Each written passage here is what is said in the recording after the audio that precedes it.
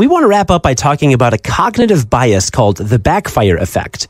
It basically says that when you hear a fact that contradicts what you believe, it actually makes your belief stronger. We've mentioned it on this podcast before, but new research has found a possible way to get around it. And it's especially relevant when you're talking about something like vaccines, which, like Paul just said, can be a sensitive subject. The backfire effect happens because your mind is protecting you from the pain of being wrong. It's a state of inconsistency that psychologists call cognitive dissonance. We tend to frame new information in a way that agrees with whatever we already believe. The backfire effect is one of the reasons why last week our guest Jayshree Seth said you can't just communicate facts. There's some good news though, thanks to research from the Oxford University Press. Their findings seem to indicate that, most people are not willing to drop lifelong beliefs at the first appearance of a contrary fact. But the trustworthiness of the source and the fact's realistic implications make a significant difference.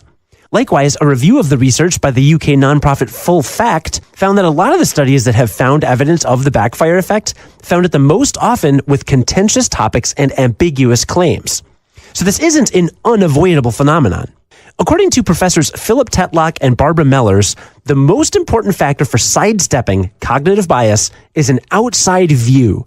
When facts come from a source that is dispassionate, trustworthy, and external, they're more likely to inspire curiosity, which is the first step towards gaining real knowledge. That's why a media organization's credibility is fundamentally important. If you don't trust Curiosity.com and we tell you a fact, then you are far more primed to dismiss that fact as propaganda or fake news. That's also why when we talk about something like vaccines, we call in the big guns and help you hear straight from an expert, because it's the kind of topic you don't want to leave any doubt about.